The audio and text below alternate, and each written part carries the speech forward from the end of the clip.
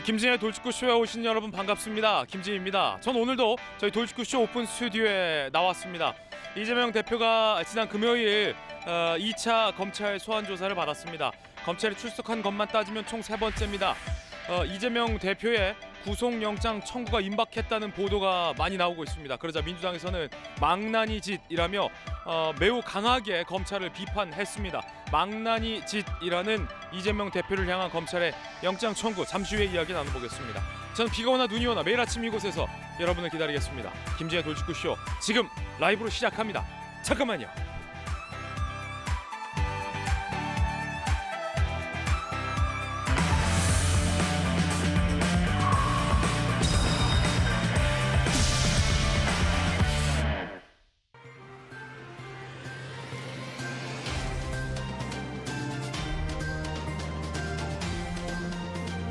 신문 읽어주는 남자입니다. 주말 잘 보내셨습니까? 쌍방울 김성태 전 회장과 이재명 대표 그리고 대북 송금 의혹이 얽혀 있습니다. 이재명 대표는 다 소설이다라고 하는데 최근 체포된 금고지기에게 김성태 전 회장이 검찰 수사에 협조하라, 다 증언하라라고 얘기했다고 합니다. 그 이유는 김성태 전 회장이 배신감을 느꼈기 때문이라는 보도가 많은데 그가 느꼈을 배신감은 어떤 걸까? 잠시 후에 이야기 나눠보겠습니다. 오늘 조간신문 4가지 키워드 준비되어 있습니다. 먼저 첫 번째 키워드부터 공개하겠습니다. 첫 번째 키워드는 뭘까요? 바로 이겁니다. 탄핵. 이름만 들어도 무시무시한 단어. 동아일보가 육면에 쓰고 있는데 이 탄핵에 대해서 국민의힘 지지자, 민주당 지지자 모두 다 각기 다른 기억과 트라우마가 아마 있을지 모르겠죠. 이 탄핵 누가 어디서 꺼낸 얘기일까요? 동아일보입니다. 국민의힘 전당대회에서 이 탄핵 얘기가 나왔습니다. 김기현 후보가, 안철수 후보가 대표가 되면 윤 대통령 탄핵할 거다, 탄핵할지 모른다를 언급한 겁니다. 정확히 말하면 대통령과 결이 다른 대표가 됐을 때 탄핵 국면으로 이어졌던 기억이 있다라는 건데 그러자 안철수 후보가 강력 반발했습니다. 어떤 정신이기에 저런 망상이냐 하며 사과하라라고 나섰습니다. 국민의힘 전당대회 열기가 뜨거워지고 있습니다. 급기야 윤 대통령 탄핵 논란까지 나온 겁니다. 잠시 후에 이야기 나눠보겠습니다.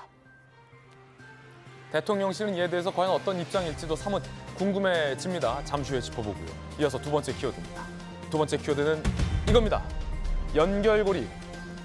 오늘 조선일보가 4면에 분석하고 있습니다. 연결고리, 어떤 연결고리일까요? 이화영 전 부지사가 쌍방울 측에 김책공대 북한 광물 자료를 직접 줬다는 겁니다. 이화영 전 부지사는 쌍방울의 대북 투자는 우리와 무관하다, 경기도와 무관하다, 쌍방울이 낸 돈도 경기도와 무관하다라고 일관되게 주장하고 있지만 이화영 부지사가 정작 쌍방울에게 북한 광물 자료를 직접 주고 북한 인사를 만나는 자리마다 김성태 전 회장을 데리고 갔다는 건 석연치 않습니다. 검찰은 이 연결고리를 확인했다라고 조선일보 보도하고 있습니다. 이화영이 북한 자료 전달 넉 달 뒤 쌍방울이 북한 사업권을 따냈다라는 겁니다. 그리고 나서 쌍방울이 돈을 지급하는 등의 시기가 복잡하게 얽혀 있습니다. 잠시 후에 이야기 나눠보겠습니다. 금고지기가 체포됐습니다. 국내로 귀환됐죠. 김성태 전 회장이 그 금고지기에게 국내로 들어와라, 검찰 수사에 다 협조하라, 배신감을 느꼈다라고 이야기 밝히고 있습니다. 잠시 후 이야기 나눠보겠습니다. 이어서 세 번째 키워드입니다. 세 번째 키워드는 이겁니다. 구속. 오늘 한국일보 19면에 흥미로운 분석 기사가 실렸는데요. 함께 보시죠. 누구의 구속 이야기일까요? 한국일보 기자들이 쭉 통계를 내봤더니 역대 민선 성남시장들은 다 구속됐더라. 불명예 공식이 성남시장에게 적용됐다는 겁니다. 이재명 전 성남시장만 제외하고 민선 1기, 2기, 3기, 4기, 6기 시장들이 남녀 보수 진보 할 거 없이 모두 다 구속됐다. 이재명 시장만 예외로. 성남시 공무원들이 이재명 대표를 향한 검찰의 영장 청구에 촉각을 곤두세우고 있다는 겁니다. 유일하게 구속되지 않은 사례가 바로 이재명 성남시장 사례였다는데 과연 이 불명예 공식이 이번에는 어떻게 될지 잠시 후에 이야기 나눠보겠습니다. 검찰은 이르면 이번 주에 구속영장을 청구할 수도 있다는 기사도 나오고 있습니다. 이어서 다음 키워드입니다. 네 번째 키워드. 연체입니다. 연체. 경향신문 1면에 염려하고 있는 기사입니다.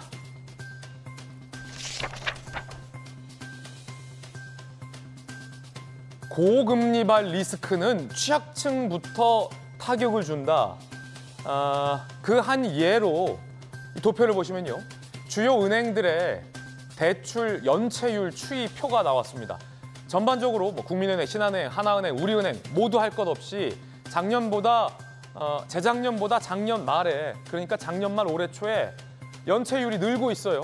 이건 금리가 높기 때문에 국민들이 갚지 못하고 있다는 거예요. 근데 그중에서도 신용 등급이 낮은 대출이 많은 온라인 은행, 카카오뱅크의 연체율이 압도적으로 높습니다. 이 말인즉슨 신용 등급이 낮은 중저신용, 다시 말해서 취약층들이 이 고금리에 대출을 갚지 못하고 연체율이 많고 신음하고 있다라는 이야기입니다.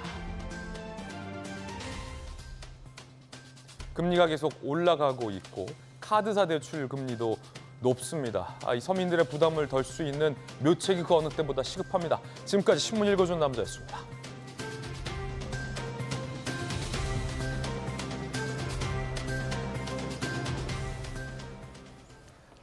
물가도 높고 금리도 높은데 월급은 그대로. 여러분들 얼마나 고민이 많으십니까? 여러분의 고민 털어드릴 분들 소개해드리겠습니다. 월요일 아침 함께하신 분들입니다. 법전 들고 나온 정혁진 대표 변호사, 국민의힘의 비대위원 출신입니다. 김연아 의원 나오셨습니다.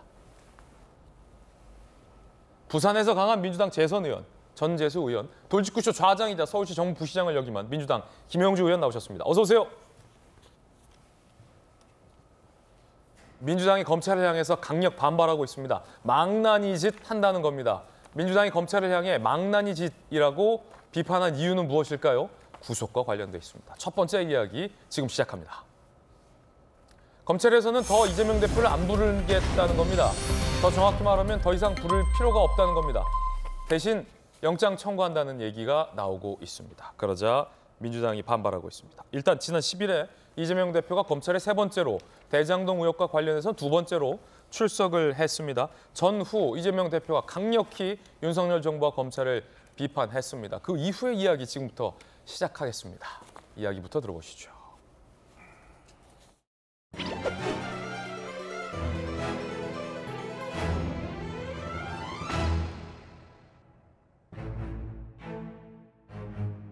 벌써 세 번째입니다.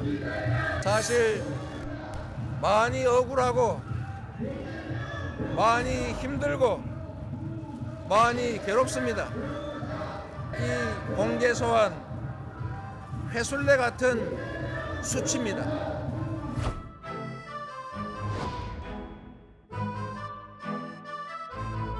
왜 다시 불렀나 의심이 될 정도였습니다. 그렇다고 새로이 제시되는 증거도 없고 번복된 진술 말고는 아무런 근거를 찾을 수가 없었습니다.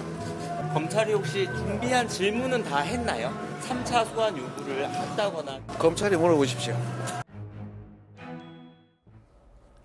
검찰은 과연 대장동 등 의혹에 대해서 한 번 더 이 대표를 부를까요? 안 부를까요? 이재명 대표는 조사를 받고 나와서 기자들에게 격앙된 목소리로 그런 건 검찰에 물어봐라 라고 답했습니다. 검찰은 이번 주에 구속영장을 이르면 청구할 수도 있다는 분위기입니다. 이 말은 더는 안 부르겠다는 거예요. 지난 10일 대장동 의혹 관련 2차 검조사, 심야조사 동의 없었고 1차 진술서로 가름하겠다 입장을 유지했습니다. 약 11시간 만에 조사가 종료됐습니다. 검찰은 추가 조사는 무의미하다. 심야조사도 안 되고 더 나아간 진전된 이 대표의 진술이 없다는 거죠. 이르면 이번 주에 구속영장 청구할 전망이다라는 얘기 나옵니다. 성남FC 후원금 사건과 구속영장 청구 병합을 고려 중이라는 얘기도 검찰 내에서 나오고 있습니다. 정혁진 변호사 나오셨습니다. 검찰이 구속영장을 이번 주에 이르면 청구할 수도 있다는 거고 성남FC 건과 함께 병합해서 구속영장 청구한다는 얘기예요. 그러면 국회에 이제 체포동의안 표결이 이어지게 될 텐데, 자 일단은 더 부르는 건 무의미하다. 이게 무슨 말입니까? 검찰 입장에서는 사실은 더 불러봤자 똑같이 앵무새같이 뭐 진술 거부권으로 대체하겠습니다. 아니면은 기존에 냈던 진술서로 대체하겠습니다. 이런 이야기를 갖다 하는 거니까 드러나 마나한 것이고요. 그다음에 중요한 거는 검찰이 준비한 질문서는 다 질문을 해야 되거든요. 그래야지 이제 그것들이 다 그 법원에 제출이 되고, 물론 이제 증거 동의를 하지 않으면은 법원에서 똑같은 절차가 계속 진행이 되겠지만, 그렇기 때문에 그 법원 입장에서 검찰 입장에서는 추가로 더 불러봤자 의미가 없다, 뭐 이렇게 생각을 갖다 한 것 같은데, 그런데 제가 곰곰이 생각을 갖다가 해봤어요. 어떤 생각을 해봤냐면은 이재명 대표가 성남 FC권 포함해가지고 3번이거든요. 대장동권 가지고는 단 2번 만에 이제 더 이상 나가기 싫다 이런 말씀이신데, 그런데 뭐 2번 나간 게 그렇게 대단한 게 아니거든요. 그 다음에 그 당장 보면은 이 대장동권 관련해가지고 피의자 피고인들이 누구 있습니까? 김만배, 남욱, 유동규, 정진상, 김용, 이 사람들이 몇 번씩 불려갔겠습니까? 그 명확하게 그 언론에 나와 있지는 않지만 구속된 이후에 매일같이 불려갔을 거라고요. 그러니까 제가 그냥 생각을 해봐도, 그다음에 일반적으로 봐도 이런 경우에는 최소한 10번 이상씩은 다 불려갔을 텐데, 이 대장동 사건에 있어서 키맨은 누구냐? 그 이재명 그 당시 시장 아니었겠습니까? 제가 다시 한번 옛날 기사를 찾아봤더니 그 김만배 씨가 맨 처음에 이제 구속되면서 뭐라고 이야기했냐면, 모든 것들은 다 이재명 시장이 지시한 거에 따라가지고 했다, 이렇게까지 이야기를 했는데, 가장 중요한 사람이 2번 나가가지고 제대로 그 답변도 안 하고, 그런 다음에 마치 큰 그 망신을 당한 것처럼 그렇게 말씀하시는 것은 조금 납득하기가 어렵다, 일단 그런 생각이 들고요. 네. 그렇기 때문에 이제 더 이상 할 것은 없을 거다라고 생각이 되고, 왜냐하면 무의미한 절차가 계속 반복될 테니까, 그런 다음에 뭐 특별한 사정이 없는 한 구속영장을 청구하지 않을까, 저는 그런 생각이 듭니다. 그렇군요. 자, 김영주 의원님. 네. 그런데도 불구하고 일단은 수사의 원칙은 불구속 수사가 원칙이잖아요. 그렇습니다. 그런데도 불구하고 사전 구속영장을 청구하는 데는 뭐 여러 가지 법원에서 볼 때, 수사기관에서 볼 때 구속의 필요성이 있을 때만 제한하여 구속영장을 청구하는 건데, 또 그 상대가 제1야당의 대표란 말이에요. 네. 그러면 사실은 구속영장 청구는 더욱더 신중해질 수밖에 없고, 법원도 더 신중하게 판단할 텐데, 그럼에도 불구하고 검찰이 구속영장 청구 카드를 강행한다라는 건 뭐 증거인멸과 도주 우려는 적을 것이고, 범죄 혐의의 뭐 중대성, 그리고 수사의 필요성, 뭐 이런 것 때문입니까? 이제 아무래도 이제 그렇죠. 지금 방금 얘기한 것처럼 사안의 중대성만 가지고 다퉈야 될, 재판부가 보더라도 제1야당 대표가 도주할 가능성이라는 거의 없다라고 본다라면, 그 정도로 어쨌든 도주의 가능성이 없음에도 불구하고 구속영장을 친다는 것은 그만큼 우리가 확보한 증거와 자료가 충분하다, 재판부가 봐도 구속감이다, 이렇게 보고 있다는 뜻이고요. 그러기 위해서 마지막까지 그 검찰 입장에서는 자기가 갖고 있는 뭐 전원 조사든 어쨌든 증거 자료든 병합을 통해서든 만에 하나 만약 재판부가 이걸 받아들이지 않았을 경우에 오늘 후폭풍에 대비할 수밖에 없지 않습니까? 그래서 지금 현재는 구속 방침이다라고 하는 건데, 이것은 아마 삿바 싸움일 가능성이 많고, 그렇군요. 아직까지도 이게 뭐 최종적인 결정이다 이렇게 보기는 저는 아직 어렵다, 그렇게 봅니다. 민주당은 강력 반발했습니다. 조정식 민주당 사무총장은 망나니 짓이라고 검찰을 강하게 비판했는데요. 들어보시죠. 구체적 혐의와 새로운 물증은 하나도 없으면서 영장 청구 얘기까지 흘리고 있습니다. 해도 너무하며 참으로 터무니없고 비열한 망나니 짓입니다. 영장 청구 쇼를 하겠다는 것입니다. 이런 상황에서 검찰이 영장을 청구한다는 것은 진짜 막 가자는 거죠. 네, 막 가자는 거고. 막 가자는 거죠. 이쯤 되면 막 가자는 거죠. 이거 어디서 많이 들어본 말인데, 노무현 전 대통령이 검사와의 대화 때 했었던 발언이기도 합니다. 이쯤 되면 막 나가자는 거죠, 라는 발언을 했었는데, 조정식 사무총장이 그와 비슷한 발언으로 검찰을 비판했습니다. 이쯤 되는 상황에서 영장을 청구하겠다는 건 망나니 짓이다라는 겁니다. 어쨌거나 검찰이 영장을 청구하면 자동 절차로 국회 불체포 특권, 체포동의안 표결로 이어지게 됩니다. 전재수 의원님, 예. 그러면 이제는 노웅래 의원 때처럼 체포동의안 통과, 그러니까 가결 내지 뭐 기각 이런 건데, 어떻게 예상하십니까? 민주당에서 뭐 기류는 좀 어때요? 네, 일단은 구속영장을 청구를 하게 되면은 국회로 이제 체포영장이 넘어오겠죠. 그러면 이제 국회 본회의에 보고가 되고 72시간 이내에 표결을 해야 되는데, 아마 이것이 뭐 국회에서 통과될 가능성은 없다고 봐야 되겠죠. 없다. 불체포 특권 행사한다. 예, 아마 그렇게 될 가능성이 많습니다. 왜 그러냐면 민주당은 이 수사를 야당 탄압 수사로 규정을 하고 있기 때문에 이것이 본회의에서 통과될 가능성은 거의 없다. 이 말씀을 드리고 제가 덧붙여서 한 가지만 좀 더 말씀을 드리자면 야당 대표 아니겠습니까? 예. 이 구속영장을 청구를 하고 법원에서 구속영장 청구가 받아들여지려면 크게 세 가지의 구성 요소가 있는 거 아니겠습니까? 일단 첫 번째는 범죄 혐의가 충분히 소명이 돼야 될 것. 그다음에 두 번째는 증거를 인멸할 가능성이 농후해야 되죠.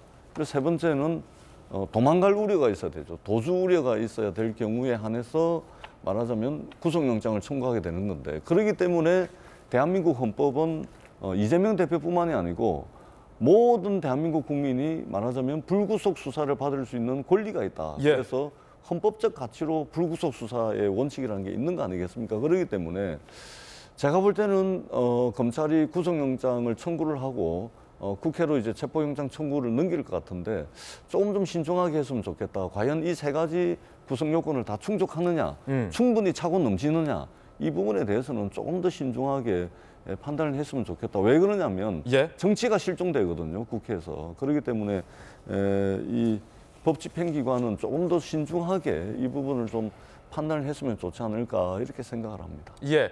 자, 구속영장이 통과될 가능성은 제로다. 전재수 의원의 전망이었습니다. 김연아 의원님, 이 말인즉슨 이제 이재명 당대표는 부채코 특권을 이제 행사하겠다라는 이야기이기도 한데 어떠십니까? 또 여당이시니까.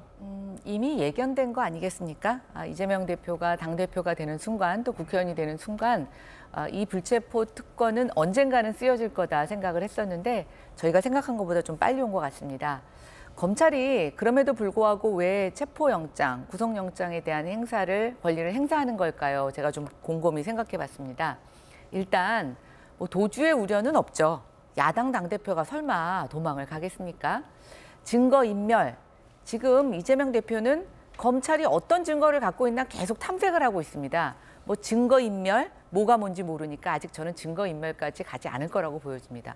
근데 수사를 하는데 저는 정말 지금 중요한 구속을 해야 되는 이유가 몇 가지 있다고 봅니다. 첫 번째, 도주의 가능성은 없지만 수사 회피의 가능성은 있습니다. 당대표 현장 간다고 그러고 최고위원 간다고 해서 11시에 출석하고 지금 계속 조사에 대해서 회피를 하고 있지 않습니까? 이것의 결국 목적은 뭐냐?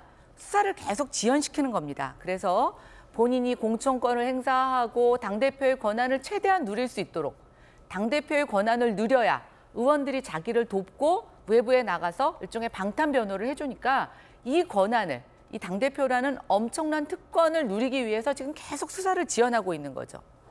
검사들 입장에서 보면 지금 대한민국 경제, 여러 가지 정치 현안이 많은데 언제까지 야당 대표 수사로 시간을 허비하겠습니까? 그리고 대장동만 있는 게 아니죠. 성남 FC 있죠. 백현동 있죠. 위례 있죠. 쌍방울 관련 있죠. 지금 이재명 대표로 통해서 조사해야 될 게 정말 너무나 많이 있습니다. 이걸 어떻게 껌껌이 불러서 수사를 하겠습니까? 검찰 입장에서는 설사 체포동의안이 부결된다고 하더라도 이것이 저는 최선이다. 이렇게밖에는 국민들을 위해서 이 수사에 대한 속도와 정확성을 기하기 위해서 어쩔 수 없는 선택이다. 그러나 분명히 지금 전재수 의원님 얘기하신 것처럼 부결되겠죠. 그것이 이재명 대표가 당대표가 된 이유 아니겠습니까? 예. 자, 정혁진 변호사님. 네네. 지난번 노웅래 의원의 체포동의안 표결 때 한동훈 법무부 장관이 앞에서 구속수사 체포 필요성에 대해서 굉장히 상세하게 얘기해서 민주당 의원들 반발을 샀잖아요. 네. 봉투 부스럭거리는 소리, 뭐 이런 굉장히 디테일한 내용까지 한 장관이 역설을 했는데 만약에 이번에도 마찬가지로 법무부 장관, 한동훈 장관이 국회 체포동의안 표결 앞에서 이야기할 건 아닙니까? 네네. 한 장관이 어떤 이야기 할까요, 이번에?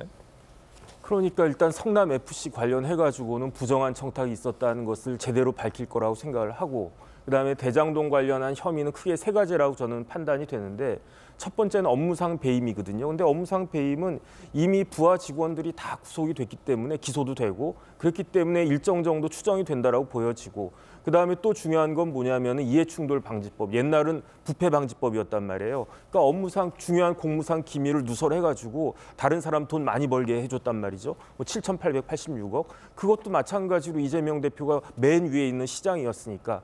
그다음에 역시 하이라이트는 뭐냐면은 뇌물죄가 될 터인데 뇌물죄 428억을 이재명 시장이 승인했다고 그랬어요. 그러니까 내가 더 받을 수 있는데 한 428억으로 내가 깎아줄게 이런 뉘앙스로 저는 받아들여졌거든요. 이런 부분들을 한동훈 장관이 얼마나 잘 그 설득력 있게 국회의원들한테 이야기를 할 것인가 이게 하이라이트인데 진짜 하이라이트는 뭐냐면요. 이재명 대표가 검찰에 가가지고 내가 이렇게 했고 그랬기 때문에 검사들이 꼼짝 못했던 것처럼 그런 뉘앙스로 말씀을 하셨지만 검찰에서 했던 조사는 모두가 다 비공개였단 말이에요. 검찰에서 무슨 어떠한 행동을 갖다가 했는지 오히려 그 반대일 수도 있단 말이죠. 검사가 이건 뭡니까 그랬을 때 난 몰라 이런 식으로 했을 수도 있단 말이죠.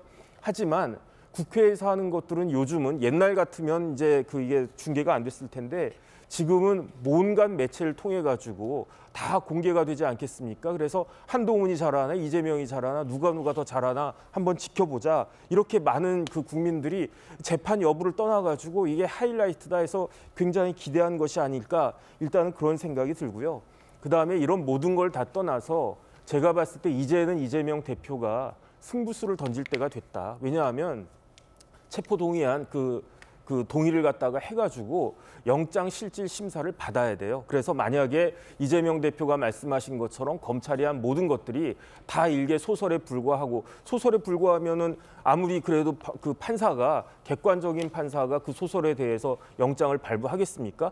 만약에 영장이 발부가 되지 않으면은 검찰은 지금까지 해왔던 모든 것들에 대해서 힘을 쪽 빠지게 되고 이재명 대표는 당당하게 되는 거니까 그러니까 지금 제가 봤을 때는 영장실질 심사를 법원을 통해서 받는 그런 시점이 온 것 같고 만약에 끝까지 방탄을 한다라고 하면 더 이상 이재명 대표와 민주당이 무슨 말을 하든지 간에 국민들이 과연 이것을 믿고 민주당을 지지할 수 있을 것인가 저는 거기에 대해서 의문이 있습니다. 민주당에서는 이 수사 자체가 야당 탄압이다라고 반발하고 있습니다. 그렇기 때문에 이 불체포 특권을 행사하겠다는 기류도 강한 게 사실입니다. 과연 검찰이 이번 주에 구속영장을 청구할까요? 청구한다면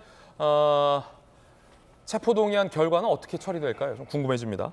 그런가 하면 이재명 대표는 아시다시피 성남시장 출신입니다. 그런데 민선 성남시장들이 이재명 전 성남시장을 제외하고 모두 구속이 됐다는 불명예 공식이 있습니다. 성남시가 그렇기 때문에 이 검찰의 이번 영장 청구를 주목하고 있다는데요. 내용 보시죠. 정말요? 성남시가 다 구속됐어요? 자, 한국일보 기사인데요. 성남시 95년 지방자치제 출범 이후 이재명 전 성남시장을 제외한 역대 민선시장 모두 뇌물 혐의로 구속됐습니다. 1기, 2기, 3기, 4기, 5, 6기는 이재명 시장이니까 빼고 7기 은수미 시장까지 모두 다 구속됐어요. 자, 민선 1기 오성수 전 시장 징역 5년, 민선 2기 김병량 전 시장 징역 1년, 민선 3, 4기 이대엽 전 시장 징역 7년, 민선 7기 은수미 시장 징역 2년. 야, 그러게요. 이재명 시장 빼고는 다 구속됐네요. 성남시장들이. 성남시 공무원 A씨 입장. 이재명 시장 재임 때 시장실 앞에 CCTV 설치해서 뇌물 공여 시도 차단하는 등 청렴성 회복 힘썼기에 시민들 충격은 더 크다라는 얘기도 나오고 있습니다. CCTV 있다고 은수미 시장이 구속 안 된 건 아니니까요. 김연아 의원님, 어떻게 다 구속됐어요, 성남시장들은? 그러게요. 저 아까 CCTV 얘기하니까 제가 신상진 시장님을 만났는데 CCTV가 전임 시장 때 그 하드를 다 지우고 은수미 시장이 다 지우고 갔더라고요. 예. 그래가지고 지금 사실은 수사할 때 다 그걸 포렌식으로 복구하지 않으면 안 된다고 하는데 CCTV를 만들어 놓으면 뭐합니까? 지나고 나서 다 지워버렸는데.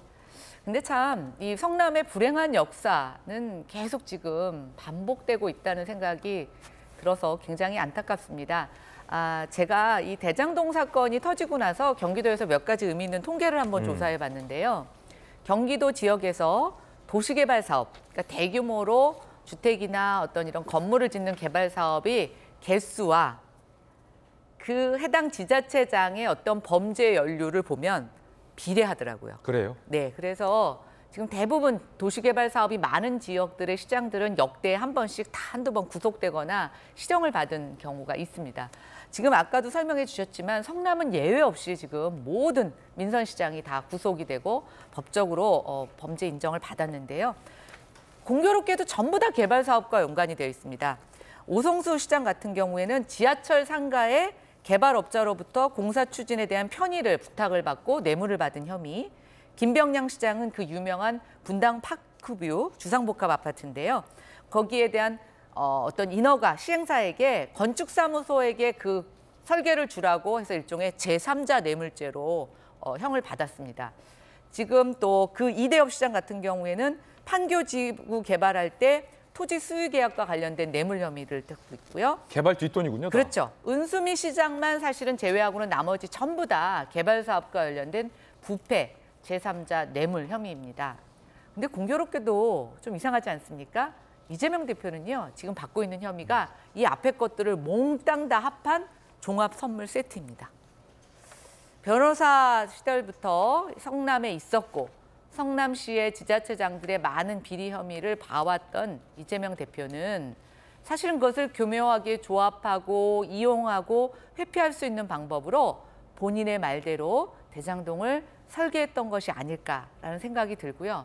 이 불행한 성남시의 이 역사가 반복되지 않기 위해서는 정말 이번에 이재명 대표의 죄가 명명백백하게 밝혀지고 또 이것이 재발되지 않도록 하는 어떤 지자체장들의 재량 행위에 대한 입법 조치도 필요할 것으로 생각이 됩니다. 예, 김영주 의원님, 네. 김연아 의원님께서는 아마 이재명 대표도 구속될 것이다라는 뉘앙스의 어떤 분석을 해줬지만 또 반대로 말아보면 다른 시장들 다 구속되는데 이재명 시장만 구속이 안 됐다는 건 그만큼 이 시장이 다른 시장에 비해서 혐의가 없다, 이런 반증일 수도 있을 것 같고요. 글쎄요, 지금 이제 사실 그런 지역들이 전국적으로 보면 개발 호재가 많은 지역, 그다음에 공장 이전하고 만약 인허가가 굉장히 빈번히 일어나는 지역이 그렇거든요. 성남도 그 지역 중에 하나입니다만은 그동안의 이야기를 종합해 보면 이재명 시장은 나름대로 청렴, 물론 민선 1기 오성수 시장도 한때 청백리로 그때는 무소속이었습니다만은 유명한 시장이어서 오히려 그때 구속 때문에 굉장히 큰 화제가 되고 충격을 준 건 사실인데 이재명 시장 본인은 굉장히 그런 부분에 대해서 투명하게 하려고 했던 건 그런 노력이 있었습니다만 대부분의 그 인허가권 자체를 도시개발공사에 믿고 또 본인보다는 오히려 김용, 정진상 이 두 분한테 맡기는 그런 부분이 있어서 실제로 보면 그 뇌물을 수수했니 아닌지 이런 부분을 가늠하기도 어렵고 실제로 따라서 앞으로의 어떤 뇌물죄 적용 가능성이라 이런 부분이 실제로 검찰이 상당히 많은 신경을 써야만 되는 전원 진술 외에는 다른 걸 확보하기 매우 어려운 그런 부분이 없지 않아 있다 그렇게 보여집니다. 그렇군요. 개발이 많은 곳에 비리가 있다라는 어떤 공통된 분석이었습니다. 그런가 하면 민주당은 이재명 대표 수사에 대한 대응 카드로 김건희 여사에 대한 특검 카드를 내밀고 있습니다.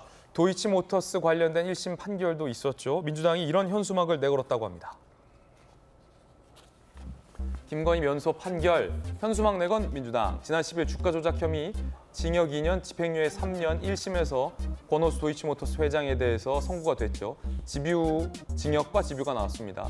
법원에서는 김건희 여사 연루 의혹 시기 시효가 지났다, 면소 판결을 했습니다.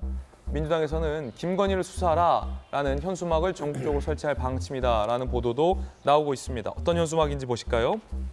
자, 이겁니다. 김건희를 수사하라라는 민주당의 현수막도 걸려있는 상황입니다. 여당은 이에 대해서 어떤 입장일까요? 박정아 수석 대변인의 논평 들어보시죠.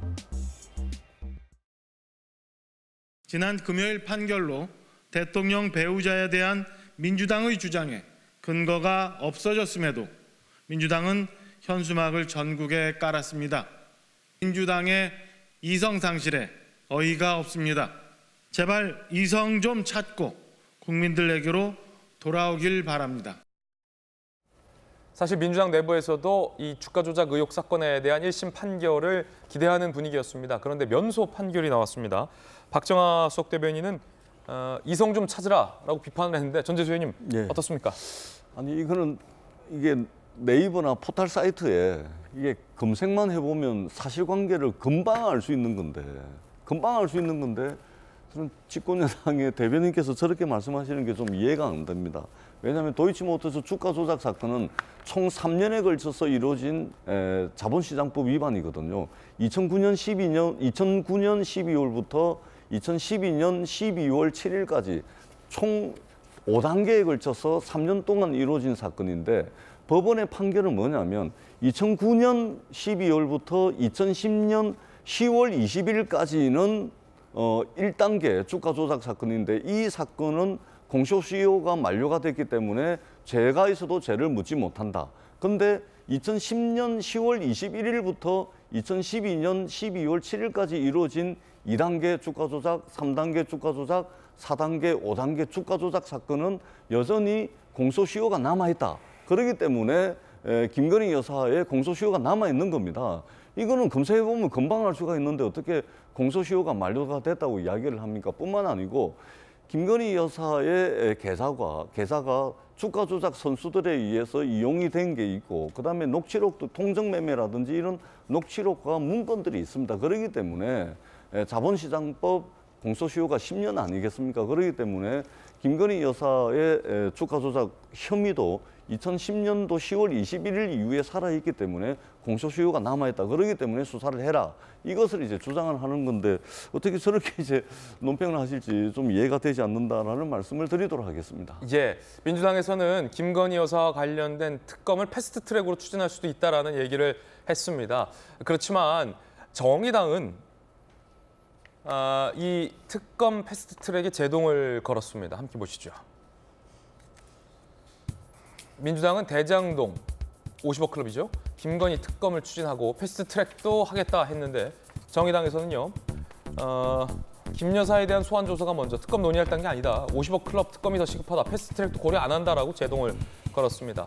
패스트트랙 하려면 180표가 필요한데 정의당이 동의 안 해주면 민주당이 할 수가 없는 구조입니다.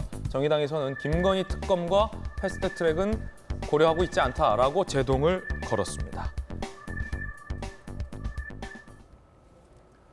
다만 정의당에서도 문제를 제기하고 있고 사실은 집권 여당 내에서도 이해가 되지 않는다는 논평이 나오고 있는 곽상도 전 의원에 대한 무죄 판결과 관련해서 이 대통령실도 비판적인 입장을 내놨습니다. 국민이 납득하겠냐라는 겁니다. 그러게 말입니다. 지난 8일 아들 퇴직금 50억 원 관련해서 뇌물 알선수재 혐의 무죄가 선고됐죠. 대통령실의 고위 관계자가 곽상도 판결 직후 내부 회의에서 국민이 과연 납득할 수 있겠냐라는 의견이 다수였다. 대통령실에서도 곽상도 무죄에 대한 판결 그리고 그 검찰의 수사와 기소에 대해서 굉장히 비판적인 여론이 있다라는 걸 대통령실이 숨김없이 표명하고 있는 단계입니다. 관련해서 정혁진 변호사님, 네네. 홍준표 대구시장이 조금 전에 곽상도 수사검사 어떻게 사시 합격했냐 이러니 저 검수한박 얘기가 나온다. 강하게 지금 비판하고 있어요. 그러니까 홍준표 시장이 검사 출신에 또 사시 출신이잖아요.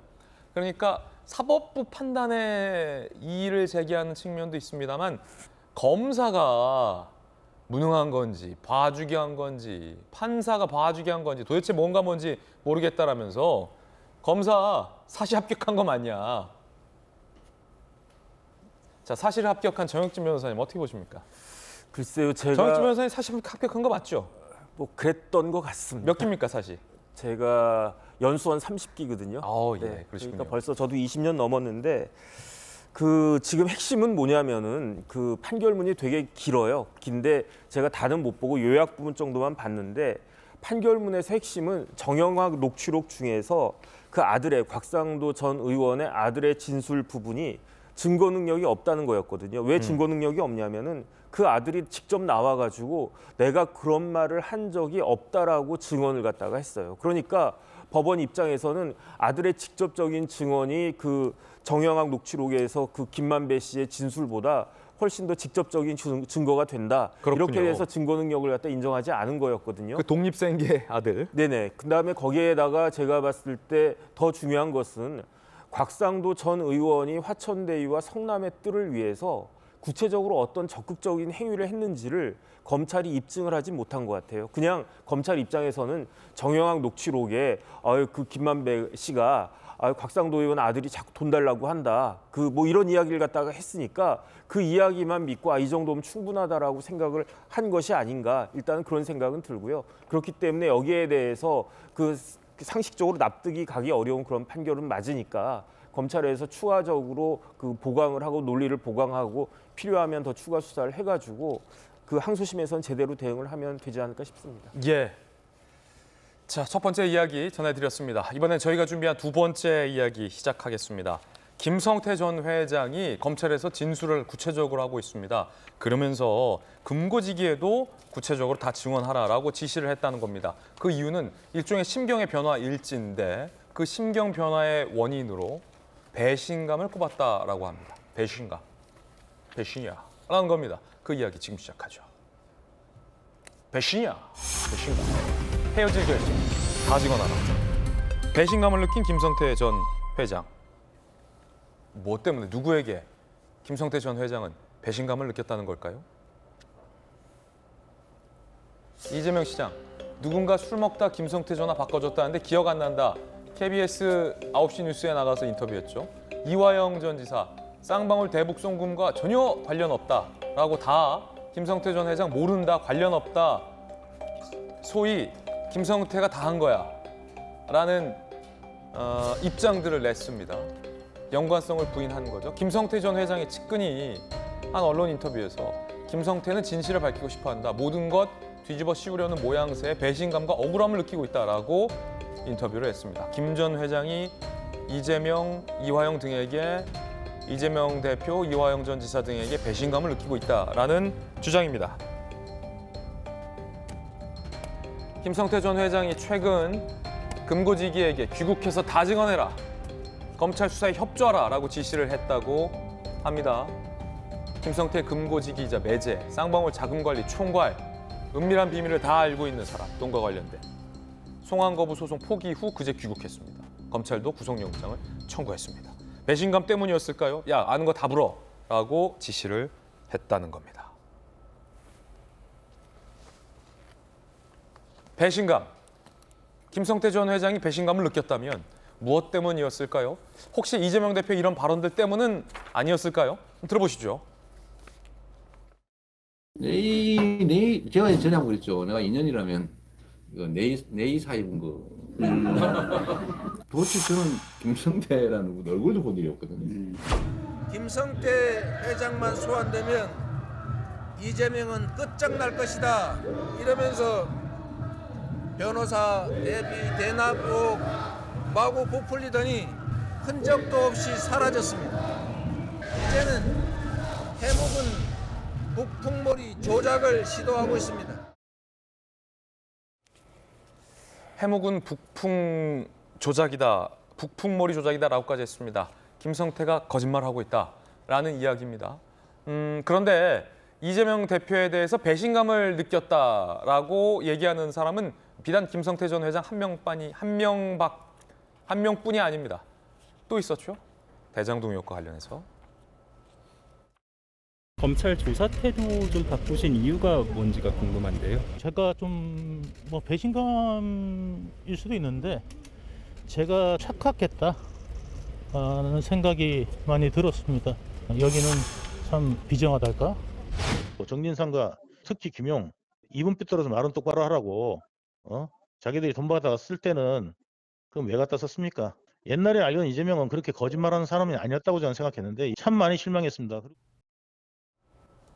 유동규 전 본부장도 이재명 대표에게 배신감을 느꼈다고 말하고 태도를 바꿔 진술을 다 하고 있는 상황입니다.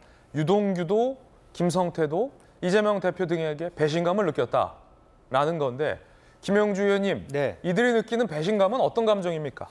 글쎄 이제 두 사람이 비슷하지만 조금 다를 것 같아요. 그렇군요. 그러니까 실제로 유동규 씨가 느끼는 배신감은 두 종류인데 물론 이재명 대표가 측근이 아니다라는 부분이 있고 또 한편으로는 김용, 정진상 이들이 과거와 같이 살아왔던 그 역사적 궤적이 있는데 자기와 별반 다르지 않다라고 생각하는데 그걸 갈라치기 해서 정리한다고 혹은 심지어는 나쁜 사람으로 규정하는 데 대한 배신감일 겁니다. 그런데 지금 김성태 전 회장 같은 경우는 이화영 의원이 얼마나 이재명 대표 속에서 일체화된 얘기로서 자기를 배신하고 있는지를 모르겠어요, 사실은. 그러니까 실제로 같이 도모하고 적석에서 사실은 뭐 마닐라나 평양에서 이렇게 이화영 대표가 조금 전 지사가 수지에 말하자면 궁지에 몰리니까 그냥 순식간에 김성태 회장한테 당신이 좀 내라. 그다음에 내가 내줄게. 이렇게 한 부분이 있는 건지. 즉 이화영의 역할에 따라서 김성태 회장의 입장에서는 말하자면 이재명 대표에 대한 배신감이 좀 적을 수도 있어요. 그걸 통틀어서 이화영과 이재명을 같이 보기 때문에 이재명 측이라고 하지만 이제 그럼에도 불구하고 실제적으로 보면 이제 그러한 배신감들이 우리가 다 같이 해서 도와준다고 했는데 결과적으로 대선을 위해서 그들이 한 120억을 쏟아부은 거 아닙니까? 그게 사재인지 기업 돈인지 모르겠습니다만은 그게 다 너덜너덜해서 다 온데간데 없고 다만 결과적으로는 김성태 회장의 경우에는 결국 돈의 쓰임이기 때문에 여러 가지 흔적이 훨씬 더 많이 남을 수 있다. 유동규 씨의 진술에 비해서 그런 차이가 있다고 보여집니다. 그렇군요. 김은하 의원님, 배신감.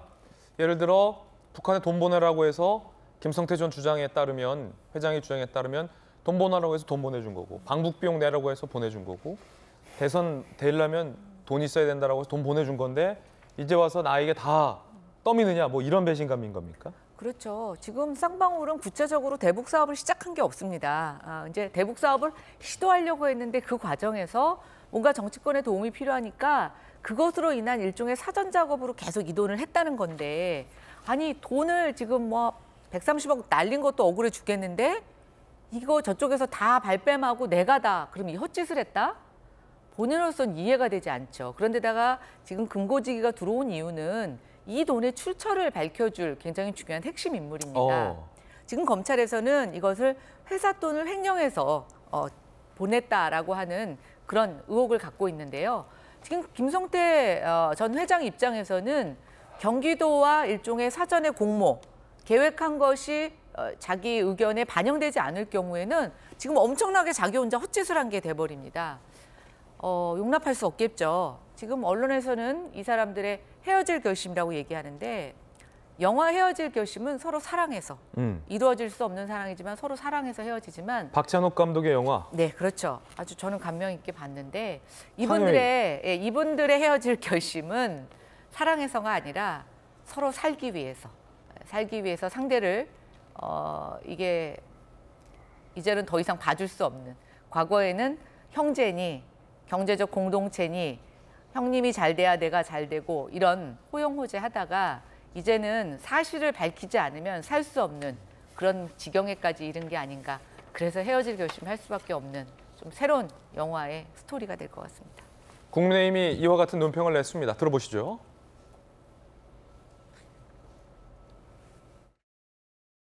쌍방울 김성태 전 회장이 드디어 이재명 대표와 헤어질 결심을 했습니다. 김 전 회장의 마음을 바꾸게 한 것은 꼬리 자르기라는 배신감입니다. 이재명 대표는 검찰에 포획된 자들이라 표현하며 진술의 신빙성을 깎아내리려 하고 있지만 이보다 더 신빙성 있는 진술이 어디 있겠습니까? 자, 과연 누가 진실을 이야기하고 있을 것지 상당히 궁금합니다. 그런가 하면 오늘 한 매체에는 여러 가지 구체적인 정황들이 새롭게 보도되고 있습니다. 일단 김성태 전 회장 공소장에 이재명 방북 비용 대납이 적시됐다고 합니다. 공소장 내용입니다. 지난 10일 김성태 전 쌍방울 회장 구속 기소, 공소장 500만 달러 경기도의 북한 사업 비용 대납, 스마트 비용을 김성태 쌍방울이 대신 내줬다라고 쓴 거예요. 대납 300만 달러, 이재명 방북 비용이라고 공소장에 적시를 했다는 겁니다. 동아일보 취재에 따르면 이외에도 외국판거래법 위반 혐의, 안부수 이화영 등의 공범 5명을 적시했다라고 합니다. 공소장에 구체적으로 경기도가 경기도가 내야 할 돈을 쌍방울 김성태 전 회장이 대신 내줬다. 대납. 그리고 이재명 대표 방북을 위한 비용까지 대납해줬다라고 적시를 했다라는 겁니다. 아시다시피 이화영 전 부지사와 이재명 대표는 혐의를 부인하고 있습니다. 그런가 하면 오늘 한 매체에 따르면 이화영 전 부지사가 쌍방울에게 북한 광물 관련 자료를 직접 전달해줬다라는 의혹을 보도하고 있습니다. 검찰은 이것이 경기도와 쌍방울의 연결고리 증거다라고 보고 있다는 분석도 덧붙였는데요. 2018년 10월 이화영 전 부지사가 대북 사업해라 권유했다는 겁니다. 석 달 뒤에 북한 김책공업대학의 광물자원 분포 연구 자료를 전달했다는 거예요. 야, 저걸 어떻게 입수하죠? 김책공업종합대학이 분석한 광물자원 분포, 북한의 연구 자료를 어떻게 입수했는지도 상당히 좀 궁금합니다. 전달해요. 넉 달 뒤 북한 광물개발 사업권을 확보했다는 겁니다.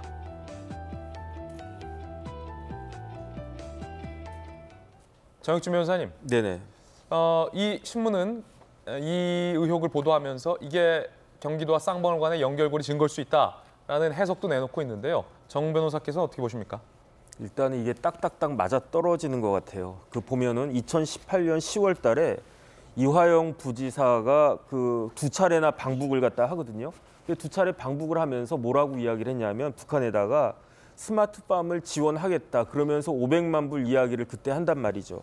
그리고 난 다음에 2019년 1월 달에 어떤 일이 있었냐면은 뭐 그때 줬는지 아닌지 모르지만 1월 17일 날 중국 선양에서 그 유명한 이재명 대표와 김성태 전 회장 사이에 통화가 이루어진단 말이죠. 그런데 거기서 끝나는 줄 알았더니 이제 1월 달에 그 박명철 부회장한테 쌍방울의 박명철 부회장한테 북한의 굉장히 어떻게 보면은 중요한 그 문서일 수가 있는 북한 내 광물 관련된 핵심적인 자료, 그것도 김책공대하고 중국의 청와대인가요? 같이 그 만들었던 그 자료를 청와대. 예. 네, 쌍방울한테 전달했다라는 그런 이야기이고, 그리고 난 다음에 5월 달에 어떤 일이 벌어지느냐? 쌍방울이 북한에서 이제 광물 관련된 사업권 등을 포함해가지고 6개의 사업권을 취득했다라고 공시해서 그 다음부터 이제 뭐 나노스 같은 주가가 확 뛰었겠죠. 그 다음에 5월 달에 어떤 일이 또 있었냐면은 이재명 대표가 김영철한테 공문을 갖다 보내서 경기도 경제 고찰단을 우리한테 초청해 달라. 그래서 나 북한 가게 해달라. 그렇게 이야기를 했었고요.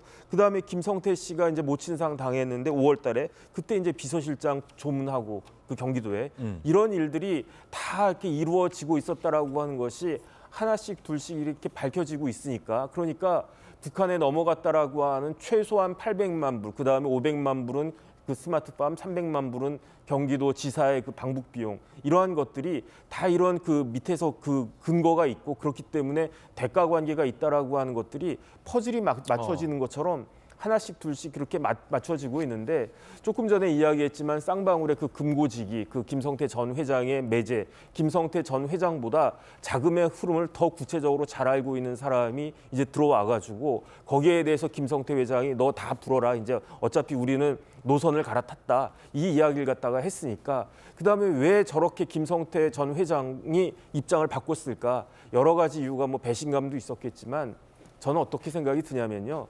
김성태 전 회장은 더 이상 이재명 대표가 무섭지가 않은 거예요.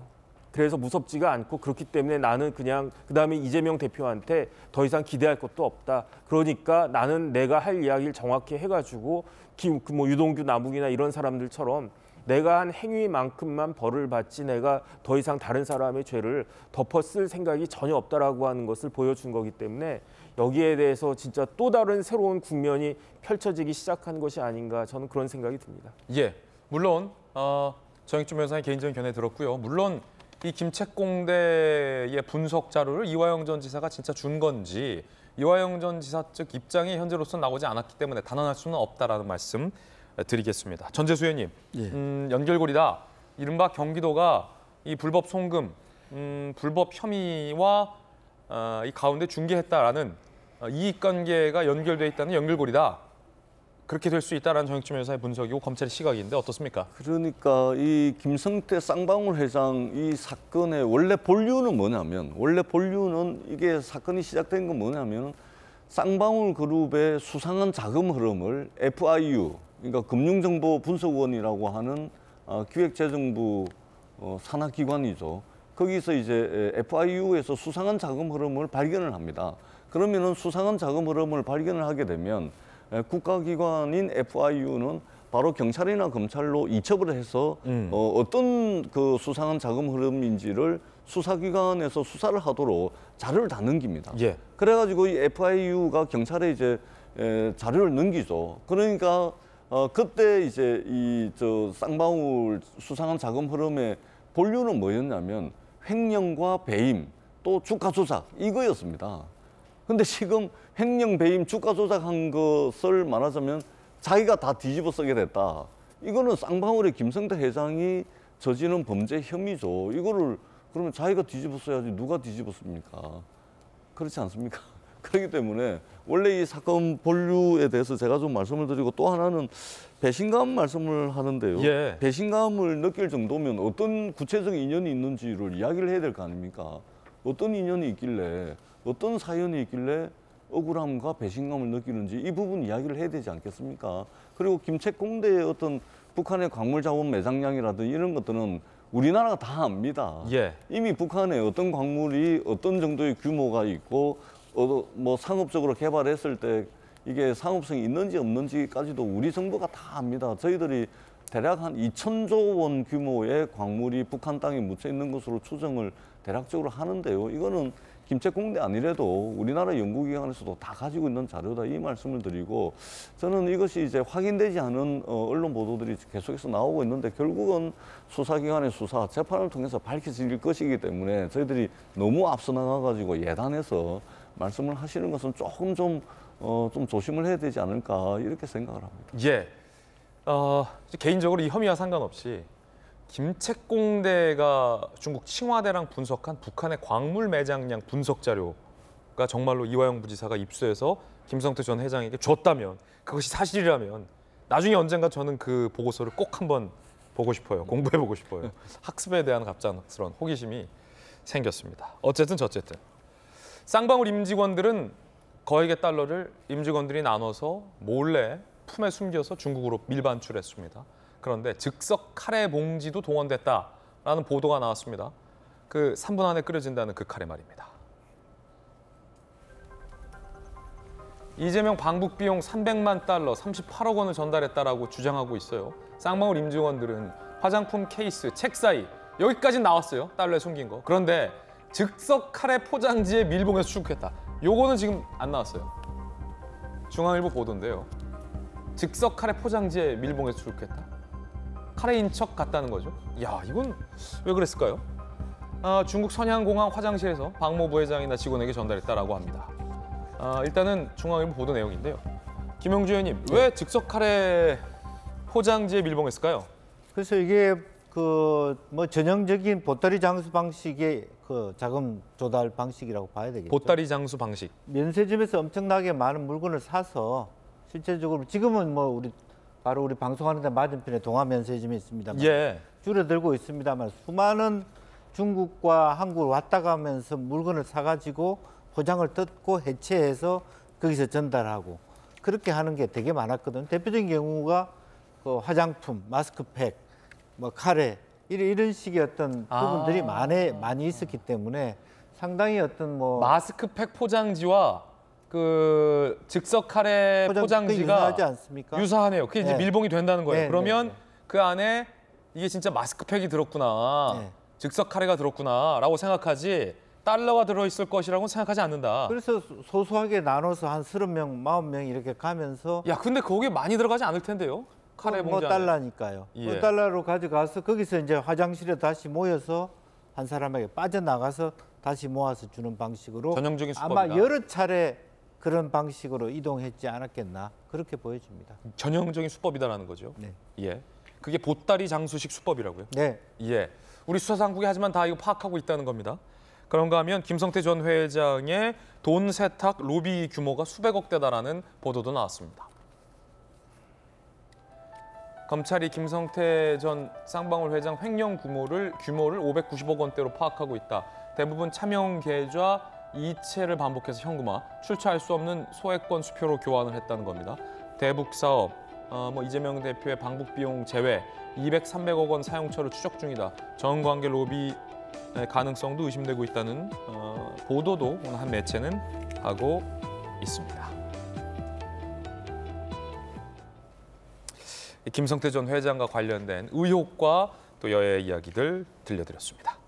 이번엔 저희가 준비한 다음 이야기입니다. 국민의힘 전당대회 열기가 과열 양상입니다.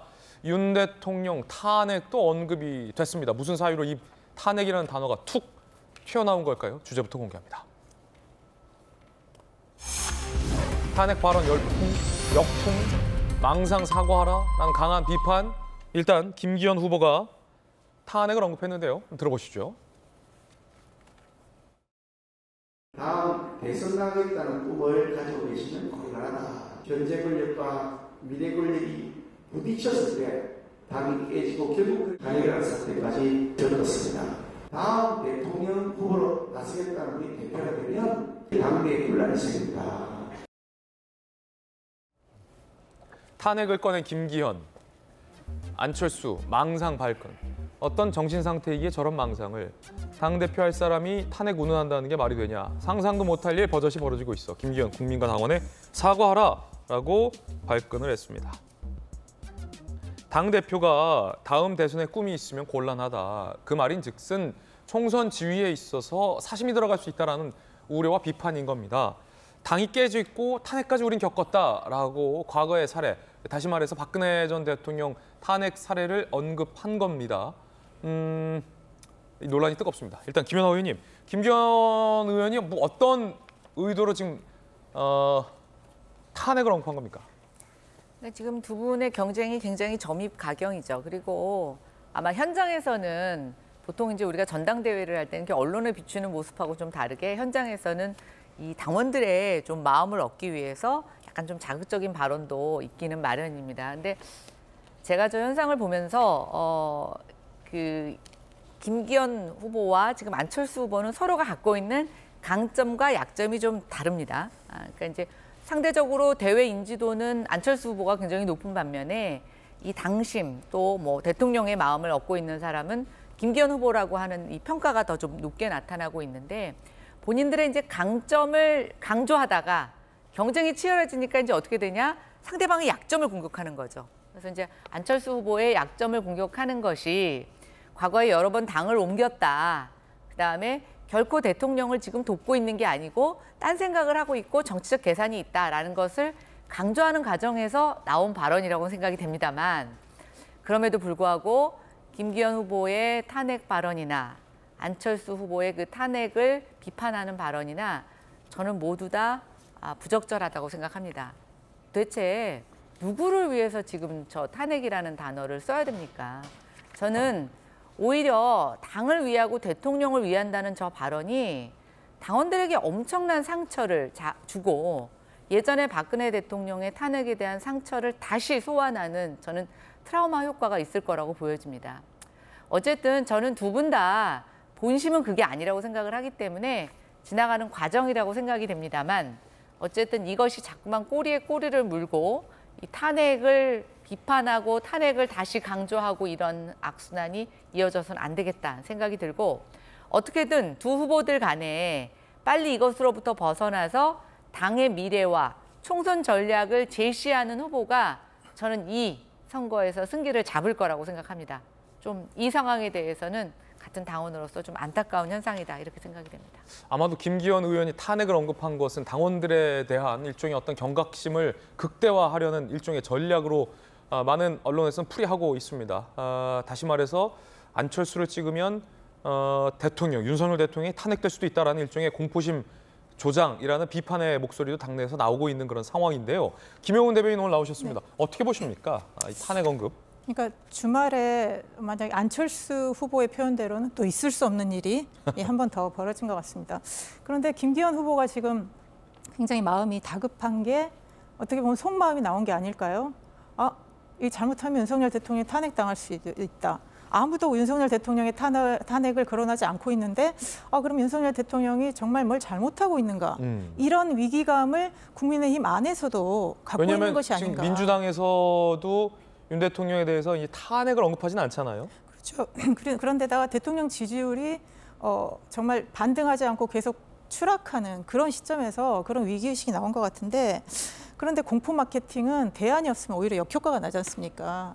그러면 김기현 후보가 지금까지 국민들한테 얘기하는 거 보면 긍정적인 메시지가 없어요. 저 기억에 남는 거 뭐 여성들도 민방위 훈련하자, 그다음에 보수에 뭘 하겠다, 거기다 이제 탄핵까지 나왔거든요. 그럼 이제 안철수 후보하고 계속 그런 공방하겠죠. 그럼 과거 행적 들추기가 되는 거거든요. 그러면 김기현 후보도 2016년에 울산시장 시절에 탄핵 통과되고 나서 정말 탄핵은 잘 된 것입니다, 이런 발언을 했다는 게 나오거든요. 그러면 그 얘기 나올 거고, 그러면 안철수 후보에 대해서는 벌써 공격이 들어갔지만 맨날 탈당하고 창당하고 이런 사람이다, 정체성 시비를 하면서 계속 과거를 두고 구태 싸움을 하는데, 아무리 이게 그 당원들 100%의 투표로 대표가 선정이 된다고는 하지만 결국 민심과 역행할 수는 없거든요. 그럴 때 과연 이 지금 바람직한 모습이 아니라는 건 명확하고요. 두 사람이 싸울수록 새롭게 지금 등장한 천하람 후보의 활동 무대가 상당히 넓어질 것이다,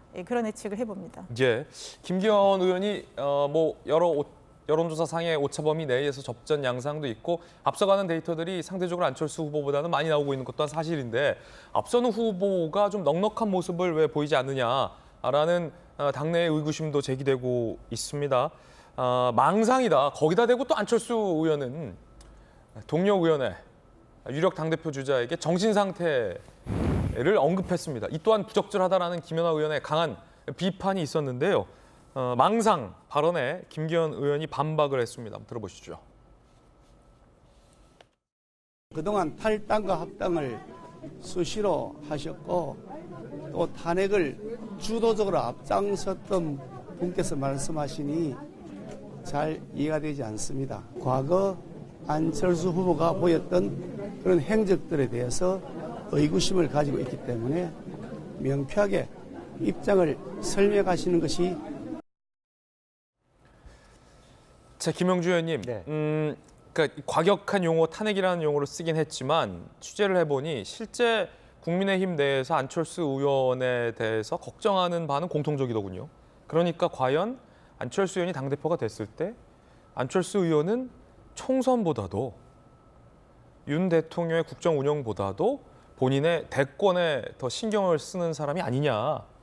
그리고 사실은 민주당과 합당을 했었잖아요. 그러다가 국민의당을 만들었다가 그 국민의당의 정체성이 한 번 더 이념의 스펙트럼이 옮겨졌다가 그리고 다시 이제 국민의힘까지 합당을 해서 매우 이례적인 정치권에서는 합당의 변천사에 궤적을 보여온 안철수 의원의 과거 궤적은 또 사실이기 때문에 과연 당대표가 되면 내분을 일으키지 않겠느냐, 뭐 이런 우려는 있더라고요, 일정 부분. 아니, 그거는 저는 말이 안 된다고 말이 안 생각합니다. 예. 왜냐하면 안철수 대표가 만약 윤 대통령이 탄핵됐을 때 자기가 대통령이 될 가능성이 있나요? 정권이 통째로 넘어가는 건데, 마지막에 어쨌든 어렵게 윤 후보랑 후보 단일화를 통해서 이 국민의힘에 왔는데, 그 당을 만약 자연스럽게 소위 윤핵관들이 다음 총선에 여러 가지 세게 견제를 하면서 분화가 되면 뭐 자기가 예를 들면 새로운 정당으로 가능성이 있어 보이지만, 그렇지 않고 현재 이 어쨌든 어렵사리 만들어가는 체제에서 본인이 어떻게 주도적으로 탄핵을 시키겠어요? 불가능하다고 보여지고, 그건 진짜 정신구조가 이상하지 않으면 할 수 없는 일이다, 그렇게 생각이 들고요. 탄핵은 일단 말도 안 되는 일이다. 예. 근데 저는 이제 오히려 이제 김기현 대표가 구상하는 바는 결선 투표를 가든 안 가든 안철수가 붙기 싫다는 거죠. 만에 하나 어쨌든 결선 투표를 가더라도 천안함으로 붙었을 때, 즉 인지도와 자기가 비슷한 사람끼리 붙었을 때 그래가지고 자기가 될 가능성이 많다는 부분이고, 여전히 국민의힘의 지형과 구도가 달라져도 60대 이상이 지니고 있는 포지션은 변화된 바가 없습니다. 50대와 20대가 분화 과정에서 포지션이 달라졌지 60대, 그리고 사실은 수도권이 많이 늘어났다 하지만 수도권 속에서도 다 절반은 영남이에요. 수도권의 호남이 국민의힘에 갈 가능성이 많지 않다고 보면, 어쨌든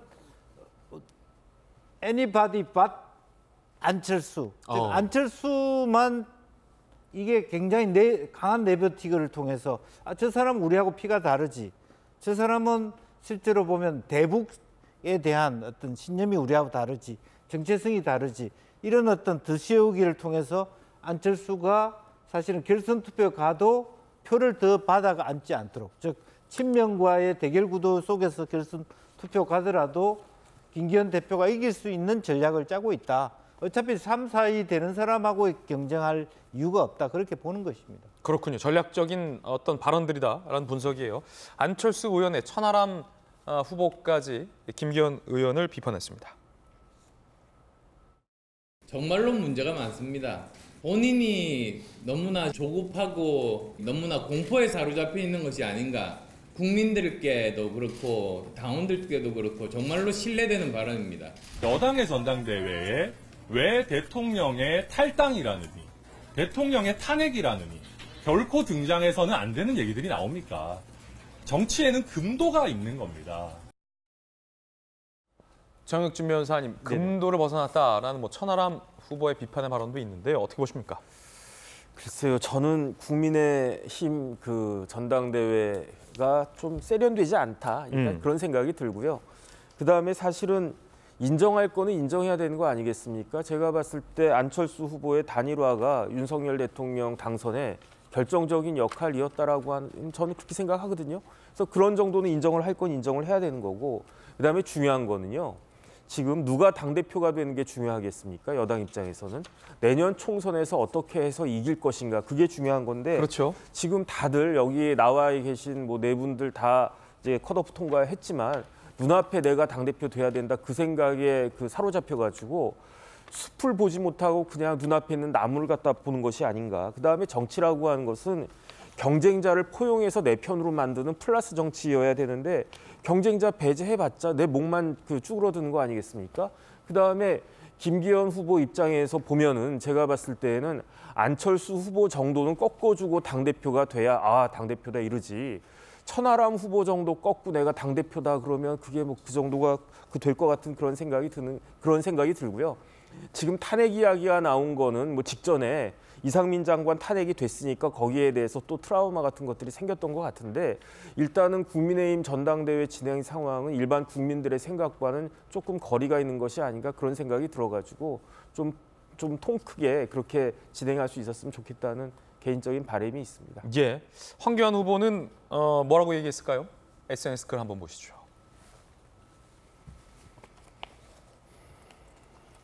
김기현 후보는 늘 다른 누군가에 기대어 정치를 하고 있다. 아무래도 이제 가장 앞서는 후보들을 때리는 전략들을 이제 다른 후보들이 하고 있는 상황입니다. 이 대통령 탄핵 언급, 대통령실 입장도 궁금해집니다. 함께 보시죠.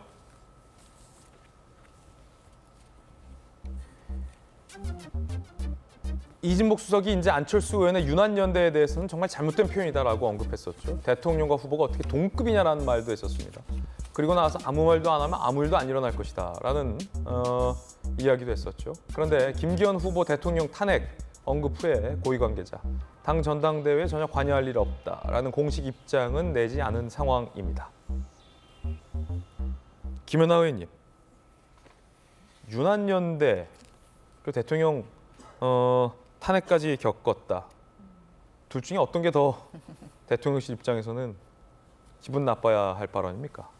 저는 다 기분 나쁜 발언이라고 생각합니다. 근데 이번에 대통령실이 입장을 안 내신 건 저는 잘했다고 생각해요. 잘했다. 네, 왜냐하면 입장을 내기 시작하면 앞으로 무수한 토론이 있을 때마다 입장을 내야 됩니다. 네, 그러니까 전에 입장을 낸 것 같고 이제 와서 어떻게 뭐라고 제가 할 수는 없으니까. 그러나 이제는 어떠한 도발적 이슈가 등장을 하더라도 대통령실은 이번처럼 입장을 밝히시지 않는 게 저는 바람직하다라고 생각을 하고 있고요. 결국 저는 전당대회에서 특히 집권 여당의 전당대회에서 대통령의 마음이 그 전당대회에 실리지 않는다. 이거는 저는 거짓말이라고 생각합니다. 그리고 여태까지 무수히 그래 왔습니다. 다만 아까 정혁진 변호사님이 얘기하신 것처럼 정당은 국민을 보고 하는 정치이기 때문에 국민들이 보기에 좀 다소 세련되게 보여지는 모습, 그것도 역시 정치의 하나의 모습이라고 생각되는데 지금 국민의힘의 전당대회에서 그렇게 세련된 모습이 보이지 못하는 거는 저도 되게 유감스럽게 생각하는데, 그렇기 때문에 저는 이번에 입장을 내시지 않은 것 잘하신 일이라고 생각합니다. 예, 김효원 대변인. 그런데 이제 대통령실의 침묵 내지 입장이 좀 선별적이다. 뭐 이런 지적도 있어요. 어떻게 보십니까? 뭐 처음부터 그랬기 때문에 국민 눈에는 뭐 대통령실에서 뭐 대놓고 특정 후보를 미는 거 아니냐 이런 거는 뭐 여의도뿐만 아니라 국민들이 느꼈던 거고요. 근데 지금은 이제 본 경선이 시작이 됐고 이전에 대통령실에서 명확하게 전대 대통령을 끌어들이지 말라고 했는데 이제 와서 또 이진복 정무수석이 마치 대통령실 전당대회 대변인처럼 사사건건 얘기할 수 없거든요. 그렇기 때문에 어느 정도 이렇게 갈 거고요. 혹시 또 모르죠. 안철수 후보 쪽에서 굉장히 또 대통령실을 불편하게 하는 발언이 나온다면 또 어떤 식으로든 직접적이지 않더라도 관여할 수 있는 그런 여지는 이번 전당대회를 통해서 계속 보여줬기 때문에 말씀하신 것처럼 선택적인 그런 거 그리고 끝까지 목표가 있지 않습니까? 윤심 후보가 당선이 돼야 된다는 거기에서 보이지 않게 공정의 형식을 취하겠지만 충분히 대통령실에서 개입하지 않을까 저는 그렇게 보고 있습니다. 예. 자, 그런가 하면 이 컷오프를 두고도 후보 간의 설전이 나왔습니다. 함께 보시죠. 컷오프 두고도 설전. 김기현 의원이 보도를 보니 큰 격차로 제가 1등을 했다고 나왔다. 그러자 안철수 후보 캠프에서는요. 불공정 행위와 가짜 뉴스 조치를 촉구한다. 당 선관위에 공문을 발송하기도 했습니다. 국민의힘 예비 경선 결과가 본 경선에 영향 주지 않도록 가나다 순으로 발표, 근거 없는 내용이다 라고 선을 그었습니다. 김연아 의원님, 이거 후보들은 몰라요? 자기가 몇 등 했는지? 모르죠. 예, 알려주지 김기현 의원도 몰라요? 공식적으로는 모르는데 이제 보통 선거를 할 때 이런 수는 있습니다. 선거라는 게 심리고 기선제압이거든요. 예. 그러니까 이제 내가 1등이다라고 해서 그 제목을 가짜 뉴스라고 해야 될지는 모르겠지만 기선제압을 하기 위해서 내가 앞서고 있다 이렇게 얘기하는 경우는 많이 있는데 제가 저 설전을 보면서 좀 하나 느낀 게 있어요. 김기현 후보가 내가 1등이다 그랬어요. 그럼 안철수 후보가 아니다, 내가 1등이다 이렇게 얘기를 안 하고 있거든요. 예. 그러면 안철수 후보는 모르거나 아니면 정말 1등이 아닐 수 있는 거죠. 예, 그래서 왜 저거를 그냥 아니 사실 내가 더 앞선다 이렇게 얘기하지 않고 있다는 것은 진짜 모르거나 뭐 이런 거지 않을까라는 생각이 들고 글쎄 김기현 후보도 저걸 알 수 있는 방법은 없는데 저는 약간 선거의 심리적인 어떤 전략으로서 쓰고 있는 게 아닐까. 그리고 저거는 진짜 지금 정당 선거법 안에서는 본투표에 영향을 줄 수 있기 때문에 공표가 금지되어 있습니다. 예. 제가 봤을 때 다음번에 가나다 순으로 하면 안 되겠어요. 왜요? 김 씨나 강 씨가 굉장히 유효합니다. 유리하다? 예, 앞에 나왔다는 인식 자체가 또 공교롭게도 이번 같은 경우는 여론조사 흐름이 그와 맞받았기 때문에 마치 잘 모르는 사람들은 순위가 그렇게 나온 걸로 착각하고 있는데 황교안 후보 같은 경우는 되게 억울해할 수도 있어요. 희우시라. 예. 그러니까 실제적으로 뭐 그 4명은 그랬습니다만 최고위원 선거에 대해서 한 8명씩 나오면 사실은 꼭 그렇게 그것이 공평하다 말할 수 있을까? 이번 이 사건을 통해서도 좀 생각해 보게 됩니다. 그렇군요. 그런가 하면 안철수 후보랑 이준석 전 대표도 신경전이 치열합니다. 들어보시죠. 소위 이준석 후보라고 불리는 이 다른 후보분들이 진짜 개혁보를 우리나라 시대로 말씀 많이 하고 계셔서 거기는 지금 말뿐 아닙니까? 무조건 나는 개혁만 하겠다고 외치기만 한다고 그게 개혁이 되겠습니까? 과거 바른미래당에서 안철수 대표가 그 막구 실력자로 있으면서 바른미래당이란 당의 공천 자체를 흐트러버렸던 그런 적이 있고 과거 새정치민주연합 시절에도 당대표를 지내면서 당내에 많은 분란을 초래했던 바가 있습니다. 과거의 그런 전적을 바라보는 국민의 시각이 어떤지를 알고 답해야 될 것이라 생각합니다. 얘기하는 거 들어보니까 안철수, 이준석 두 분 간의 사이는 여전히 좋아 보이지 않은데 김영주 의원님, 네. 뭐 이준석 전 대표가 안철수 의원에게 무슨 말을 했다더라, 뭐 비속어를 썼다더라, 뭐 유명한 사실이고 단일화 과정에서 이준석 대표가 어떠한 입장인지 다 아는 주제의 사실이니까 두 분 사이가 뭐 굉장히 어떤 감정이 좋지 않은 것처럼 보이는데 네. 이 묘해요. 보세요. 지금 보시는 것처럼 서로가 서로를 다 공격하고 있는 전대 양상이라 아까 정혁진 변호사님 말씀하셨던 플러스 뭐 상생 이거 이미 물 건너갔어요. 네. 지금은 굉장히 이제 치열한 실전이에요. 이기지 않으면 죽는 그런 상황이라서 비방전이 난무하고 있는데 안철수, 이준석 서로 비판하잖아요. 뭐 말만 하는 애들. 안철수요. 전적을 보라. 저분은 우리 당에 있어서 안 되는데 뭐 거의 이 정도 수준의 네. 센 워딩인데 공교롭게 국면이요. 지금 이준석계의 활동이 두드러지면 가장 피해보는 게 안철수 의원 쪽이다. 이런 분석이 있더라고요. 그 무슨 분석입니까? 어떻게 보십니까? 그런데 이제 그게 그렇게 그 분석도 쉽지 않아요. 메비우스의 띠와 같아요. 그래요? 천하람 후보가 부담을 갖고 손해볼 수도 있다는 분석도 또 있거든요. 그래요? 너무 이준석과 천하람이 일치화됐을 때 이준석을 견제하는, 즉 뭐 이준석이 당대표가 됨으로 인해서 그거는 대선 과정의 평가에 대해서 깔리는 건데요. 천하람이 손해볼 수도 있다. 네. 그렇기 때문에 결국에는 이득을 보는 사람은 결국 김기현 아니냐 이런 판단이 있을 수 있어요. 안철수를 때리지만 그 안철수를 때리는 이유가 천하람을 당선시키려고 한다는 의미를 가지면 천하람은 사실 이준석을 떼놓고 싶어 하거든. 그런 구도가 있기 때문에 결국에는 편안하게 꽃놀이패를 즐기는 사람은 김기현이 될 수 있단 말이죠. 이제 그런 부분을 좀 생각하고 이준석 대표도 정리해 가야 될 것 같다라는 생각이 들어요.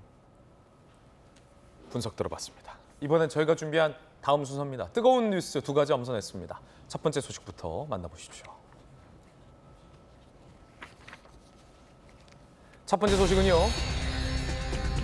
자, 북한에 김주애 전용 백마가 등장했다고 하고요. 이름이 같은 주애라는 이름을 갖고 있는 북한 시민들에게 개명을 강요했다라는 보도도 나오고 있습니다. 일단 조선중앙TV의 한 장면부터 들어보시죠. 이원 스님 백두 종구를 주름잡아 내달리셨던 전설의 명마, 그 멋있던 눈부신 백두산 군마가 기영대의 선두에 서 있습니다. 사랑하는 자제분께서 제일로 사랑하시는 충마가 그 뒤를 따라 활기찬 열병의 흐름을 이끌어갑니다. 명마, 백두산 준마라고도 북한이 말하는 백두혈통만 탈 수 있다는 그 백마, 김주애 전용 백마까지 열병식에 등장을 한 겁니다. 김정은도 어린 시절 이 아버지 김정일과 승마를 즐기는 모습을 조선중앙TV가 여러 차례 공개한 바 있습니다. 이 백마, 백두혈통들에게만 제공이 되는 뭐 그들 나름의 어떤 특권이자 혈통을 상징하는, 비유하는 굉장히 하얀 순백의 혈통, 또 백두산 위에 쌓여있는 어떤 눈, 백두라는 것 자체도 하얗다라는 뜻을 갖고 있기 때문에 여러 가지 백두 혈통을 상징하는 그 백마가, 김주애 전용 백마도 등장을 한 겁니다. 주애 백마 등장, 개명 강요, 우상화 시작됐나. 지난 8일 북한 열병식에서 김주애 소유 백마가 등장했습니다. 주민들에게 개명을 압박했다는 보도도 나와요. 미국 자유아시아 방송, 북한 소식통을 인용해요. 안전부에서 주애라는 이름으로 등록된 여성들을 불러내 이름을 고치도록 했다. 현재 일성, 정일, 정은, 설주 금지라는 보도도 나오고 있습니다. 아마 김영주 의원님 뭐 주애 백마만 있겠습니까? 오빠 백마도 있고 남동생 백마도 있겠죠. 그중에 주애 백마만 이제 공개가 됐을 텐데 저게요 좀. 저 백마 한 마리를요 북한이 직접 뭐 씨를 받아서 키우는 게 아니라 다 러시아 등지에서 굉장히 고가로 몰래 들여오는 건데 북한 주민들 지금 다 식량난 때문에 허덕이고 있는데 그렇습니다. 저 주애 전용 백마를 보면서 북한 주민들이 어떤 생각을 할까요? 그래서 이제 비판적으로 보면 이제 정말 한갓진 그런 어떤 귀족주의로 간다라고 썩었다 이렇게 생각할 수 있는데 북한이 사용할 수 있는 정통성의 종류는 세 가지입니다. 세 가지다. 카리스마적 정통성, 온정주의적 정통성, 하나가 전통적 정통성입니다. 근데 카리스마적 정통성 김일성에 있었어요. 말하자면 낙엽으로 뭐 이렇게 장군님께서 큰 성과를 이루어서 보통 사람과 다르다는 걸 해야 되는데 김정은과 김주애가 그런 걸 가질 수는 없어요.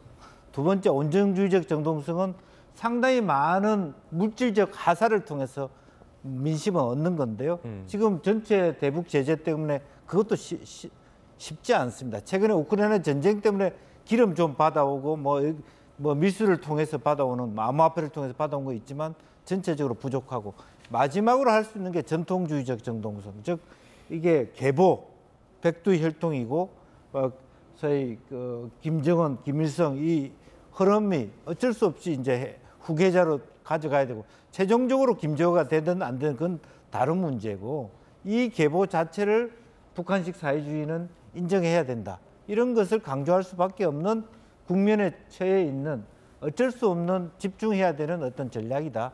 그렇게 봅니다. 그렇군요. 김혜원 대변인님, 꼭 주회는 아닐지라도 어쨌든 김정은이 또 세습한다, 4대 세습한다, 물려준다라는 분석이 북한 전문가들 사이에서 지금 많습니다. 4대 세습까지 우리가 봐야 됩니까?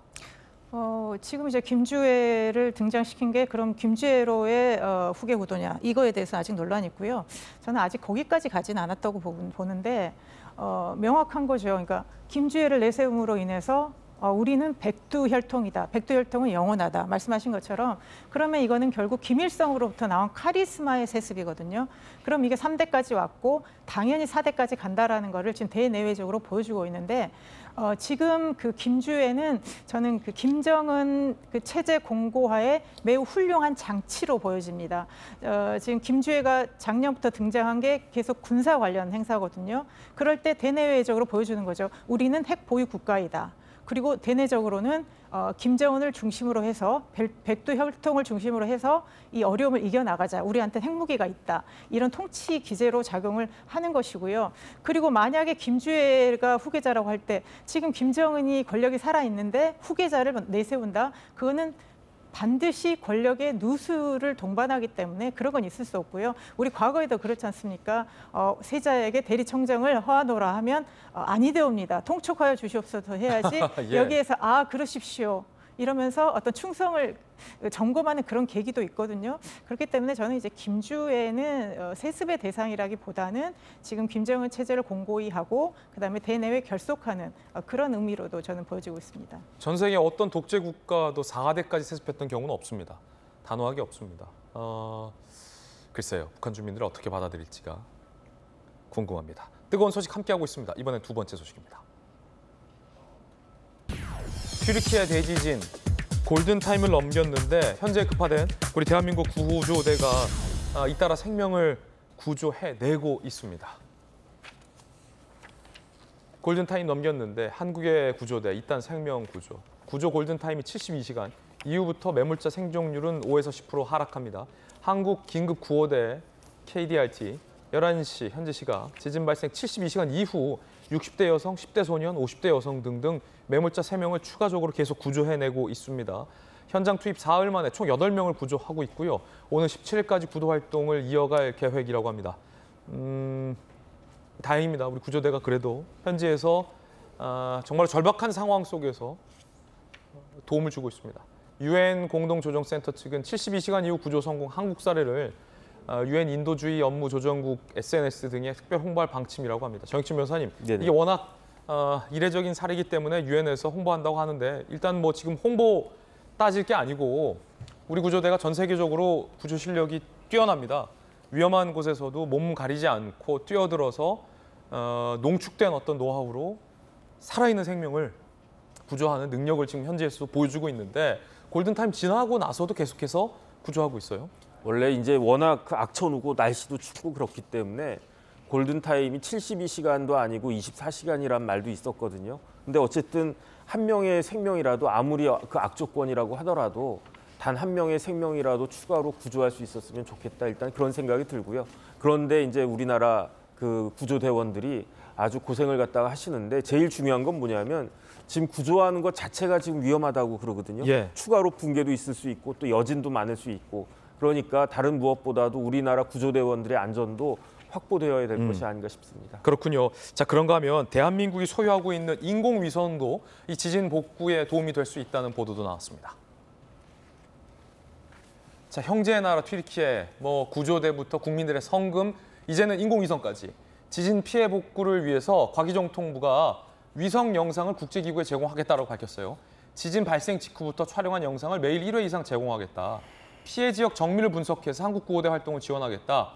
그 튀르키예 지역을 우리 대한민국이 소유하고 있는 위성이 지나간다는 거예요. 계속해서. 근데 이 대한민국 위성의 어떤 정밀성, 성능이 뛰어나다는 겁니다. 전 세계에서도.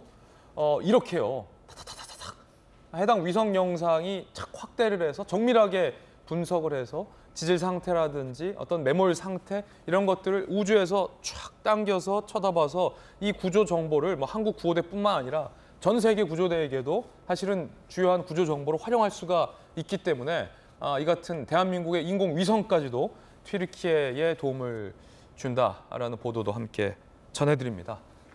형제의 나라라서가 아니라 우리 지구촌 인류가 어느 곳에서 피해를 보고 있다면 여유 있는 대한민국에 발벗고 나설 때입니다. 자, 저희들은 6시 광고 보고 돌아오겠습니다. 잠시 후에 뵙죠. 예, 오늘 저희가 준비한 소식 모두 다 전해드렸습니다. 저희들은 내일 아침 8시 50분에 더욱더 풍성한 소식 들고 인사드리겠습니다. 오늘 하루는 분명 어제보다 나을 겁니다. 좋은 하루 되십시오. 고맙습니다.